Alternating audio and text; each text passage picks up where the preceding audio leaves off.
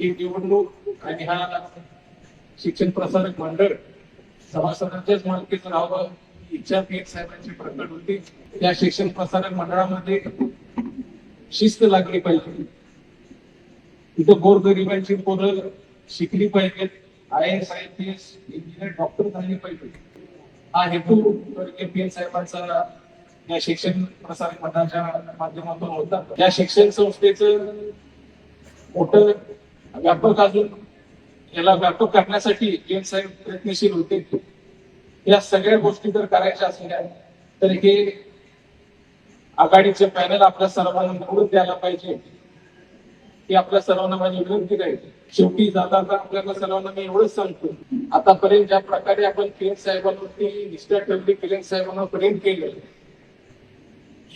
साहेबांच्या पावलावर पाठ ठेवून मी सुद्धा उद्या आपल्या सर्वांना कधी कुठं वाऱ्यावर सोडणार नाही असं आश्वासन आपल्या सर्वांना देतो. अजून पुढे बरेचसे संधी आपल्याला उपलब्ध होणार आहेत, तिथे नक्कीच कुठं ना कुठं तरी मी आपल्यासाठी प्रयत्न करणार आहे अशी ग्वाही आपल्या सर्वांना देतो.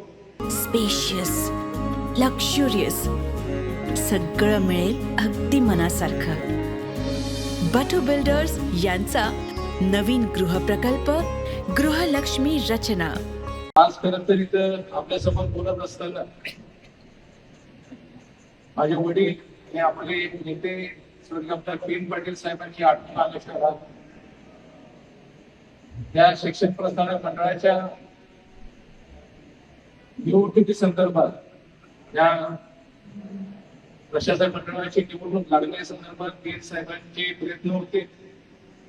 ही निवडणूक आणि हा शिक्षण प्रसारक मंडळ सभासदांच्याच मालकीचं राहावं ही इच्छा पीएम साहेबांची प्रकट होती. ज्या प्रकारे पीएम साहेबांनी या भगवती सहकारी साखर कारखान्यामध्ये एक अतिशय चांगल्या प्रकारे काम करायचा प्रयत्न केला. मागच्या वर्षी झालेल्या कारखान्याच्या निवडणुकीमध्ये एक अतिशय चांगलं आणि नवीन आघाडी तयार करून साहेबांनी एक पॅनल तयार केले. गेल्या वर्षाभरामध्ये या संचालक मंडळाचा अतिशय चांगल्या प्रकारे कारभार चालला. या शिक्षण प्रसारक मंडळामध्ये शिस्त लागली पाहिजे.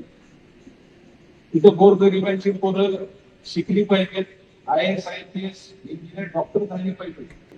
हा हेतू पीएम साहेबांचा या शिक्षण प्रसारक मंडळाच्या माध्यमातून होता. आज खरं तर पीएम साहेब असते तर चित्र फारसं काही वेगळं असतं.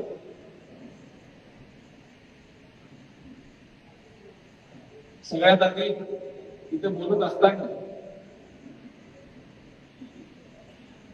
एक 337 इच्छुक उमेदवार होते आणि त्यातून ही तयार झालेली 13 उमेदवारांची यादी आहे.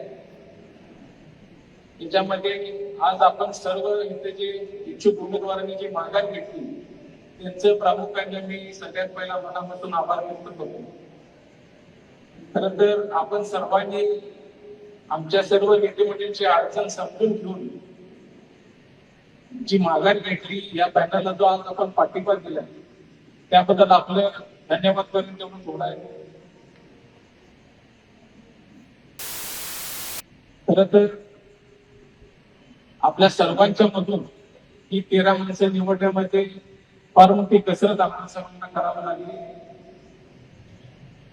बरेचसे यातले उमेदवार हे इथं संधी घेण्यासाठी खरं तर योग्य होते. खरं त्यातून आम्ही ही माणसं निवडली आणि आपण सर्वांनी मोठं मन दाखवून त्या आघाडीला आपण सर्वांनी आज पाठिंबा देण्यासाठी उपस्थित राहिला त्याबद्दल आपल्या सर्वांचा मी आभार व्यक्त करतो. माझी आपल्या सर्वांना एकच विनंती राहील. मगाशी ईडी साहेब असतील, चढावकर साहेबांनी सांगितले काही बदल आपल्याला या शिक्षण प्रसारक मंडळामध्ये करायचे जे साहेबांच्या मनात होते.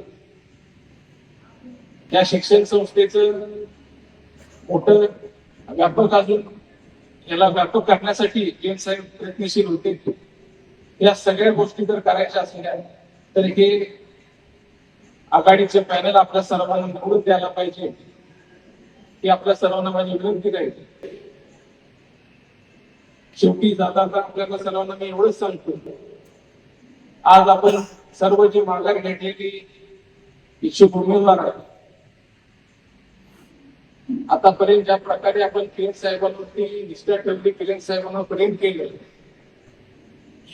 साहेबांच्याच पावलावर पाठ ठेवून मी सुद्धा उद्या आपल्या सर्वांना कधी कुठं वाऱ्यावर सोडणार नाही असं आश्वासन आपल्या सर्वांना देतो.